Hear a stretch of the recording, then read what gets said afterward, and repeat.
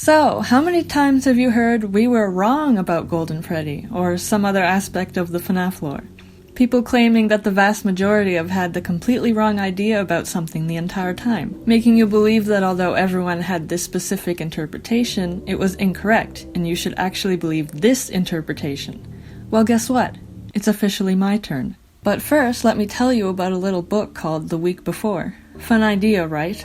An interactive novel where you, as the reader, get to make your own choices about what direction the story takes, and attempt to evade the many deaths that occur from choosing incorrectly. Expectedly, hidden within these many paths are tidbits of lore, because why wouldn't there be? One of the choices in The Week Before is entering the numbers 1983 into the phone, which is a very significant number for obvious reasons. What this results in is Ralph, the phone guy, listening to a recording of the Bite of 83 playing out in its entirety, from the bullies carrying Michael's younger brother to Fredbear until his head is crushed inside the mouth. When the recording stops, Ralph can still hear a child crying until he turns around and then is also bitten. The obvious implication here is that this is Golden Freddy. It may not be specified, but we just listened to a boy being bitten by Fredbear, so it would make sense then that Ralph is also bitten by Fredbear. You know, it was the event manifesting in real life, taking a new victim. Notice how I worded that. What we just listened to was a memory. It was the memory of the Bite of 83. Manifesting into present time. The Fredbear suit is associated with that memory. Golden Freddy is associated with that memory. What else is associated with Golden Freddy? The fifth child killed in the missing children's incident. In the Silver Eyes, there's an implication that the fifth child, Michael Brooks in this case, was trapped inside a Fredbear suit and spring-locked, which is how he died. If we can assume the same for Cassidy in the games, that she specifically died within the suit, that's another death that is attached to Fredbear. And if Fredbear is attached to the memory of the Bite of 83, then Cassidy becomes attached to it too. Here's a wild thought. The Fredbear plush? Cassidy? Now, hear me out for a second. I know that we see the Fredbear plush in Sister Location, and it's holding a walkie-talkie. This would seem to tell us that it was probably William speaking through the Fredbear plush, right? And I'm not going to deny that. I think he did. But how does that explain all the clearly paranormal things about the plush? It can teleport, it can change forms.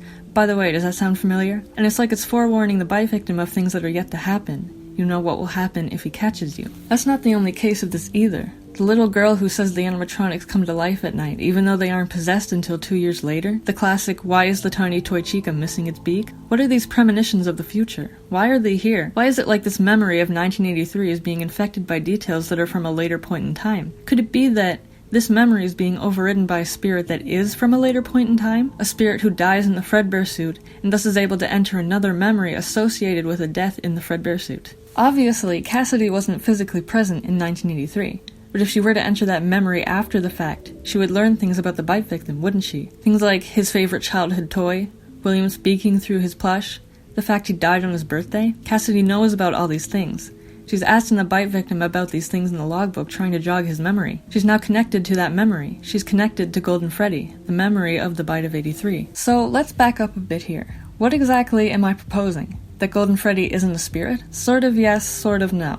More like he's not any specific spirit. Golden Freddy is, to me, more like a hallucinatory vessel any ghost associated with Fredbear in death could manifest as and use to communicate. The Fredbear suit is locked away who knows where, so Cassidy cannot physically use the suit to get around. She'd have to manifest as an image or illusion of him. He really is just a hallucination, something that appears to you as a result of that spirit trying to appear to you. The memory of the Bite of 83 plays out, summoning the bite victim as Golden Freddy. Cassidy tries to appear to you in your office, manifesting her as the image of Golden Freddy. Now, something I realize is that even the movie supports this idea. Notice how the kid is able to just completely separate from Golden Freddy? Notice how he is the only kid out of all 5 who has no decoration associated with an animatronic? It's because Golden Freddy is not his identity, it's just something he's using. He uses Golden Freddy to get around, but is not directly attached to it. Golden Freddy is depicted as a separate entity that this child can freely enter and exit. With this info in mind, let's go all the way back to the new kid. At the end of this story, Devin, the protagonist, sees someone inside of Fredbear who has black curly hair. We know that Andrew, a spirit from the epilogues, has black curly hair, which has led to a belief that it meant they were connected. Somehow, Andrew's spirit appeared inside of this Fredbear suit.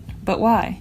Truth be told, I don't know. I don't know what event in Andrew's life would have established a connection between him and Fredbear. But if it happened, This very well could be more evidence towards the idea that if any ghost is attached to the memory of Fredbear, they are thus connected to the entity that is Golden Freddy. This would also solve the whole "why is Golden Freddy associated with Ultimate Custom Night if the vengeful spirit is supposed to be Andrew" issue. It also answers another question. In the week before, why is Bronwin connected to Golden Freddy? For a quick recap, Bronwin was an investigative journalist who broke into Freddy's to find more answers and ended up being killed and stuffed into a suit. It does say she is stuffed into a Freddy suit, however, something is different about the head. Ralph notices that a spare Freddy head is being attached on backwards, but it's an earlier model, from the Fredbear days. For some reason, Bronwyn was wearing a Fredbear head. Now, her death has association with Fredbear, meaning she can manifest as Golden Freddy. You hear children's laughter and then a monstrous mechanical roar. The line crackles and you hear strange tones and noise. Then Bronwyn speaks again, but her voice is garbled and low. It's me. You wince and stagger under the weight of Golden Freddy's mind. Blood trickles from your right nostril. You taste it, salty and metallic, on your lips. The song ends and the animatronics fall silent and still. You risk a quick glance to the stage. Their eyes are closed. They're sleeping. You turn back toward Golden Freddy and he suddenly appears in front of your face, mouth open and screaming.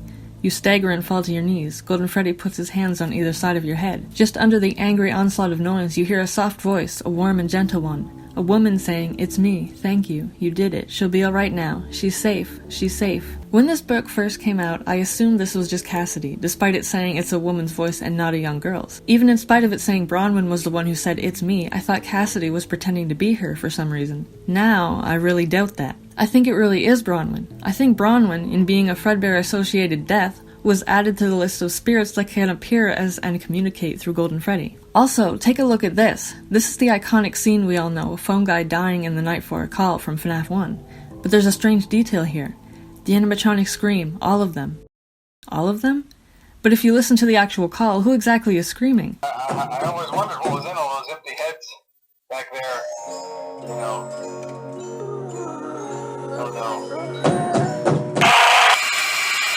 It's Golden Freddy. All 4 animatronics screamed, and their screams translated as Golden Freddy's scream. This means all 4 of them are actually connected to Golden Freddy. What is it that connects them all? Well, that'd be the bite victim. We are the crying child. If the bite victim is connected to all the other spirits, yada yada, look up what shadow victim is, then it makes sense that all of them together would also manifest as Golden Freddy, since they are also all attached to the bite victim and the memory of Bite of 83. Another thing associated with Golden Freddy is the phrase, "It's me." However, we've seen before, and especially recently, that this phrase really can be said by any spirit. The classic, Springtrap, the puppet, I mean come on, it was even on Foxy's sign in FNAF 1. I guess there would be a real irony to Golden Freddy saying it though, given he doesn't just have one identity. Or maybe it would really be whatever spirit is currently using him trying to say, "Hey, it's me, I'm the one who's here right now." Something else I should address is more evidence that Golden Freddy has never been a physical suit. In the novel trilogy, when Afton is creating his amalgamation of the different endoskeletons fused together, Golden Freddy is absent, at least physically. But as Carlton sees, the spirit of Michael Brooks is present. Michael, unlike the others, has not had his soul split apart, which we see happening to the other children. Because the endoskeletons of the animatronics were melted and being injected into other vessels, it's visually represented as the children duplicating. Michael is completely intact because he doesn't have a vessel that was melted. His soul is not attached to an animatronic. He can just choose to follow the others in whatever form he wants. We can say the same about Cassidy. If the endoskeletons of the animatronics were melted down and injected into the Fun Times, this doesn't include Golden Freddy. I mean, we literally see that it doesn't. In FNAF 3, Afton lures the 4 classics, but not Golden Freddy, because it's not a physical suit.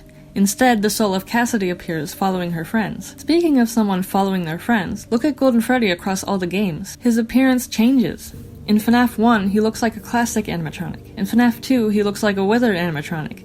And if you believe he's Yendo, cause let's be real, who else would that be? Then in Sister Location, he's assuming the appearance of a Funtime Endo. Note that he chooses to be an Endo this time because their Endos were taken out and injected into new vessels. He's always choosing the form the classics are in, cementing that connection between the original Missing Children and Golden Freddy in general. Golden Freddy can quite literally shapeshift, which is something I wouldn't assume a physically existing suit has the power to do. Another thing I just thought of, across all the different continuities, we always have the same missing children. I mean, almost always. Jeremy is missing from the novel trilogy and was replaced by Cassidy as Bonnie for some reason, but besides that, we've never had another random missing child thrown into that mix of 4. It's consistent. But the fifth child is always different.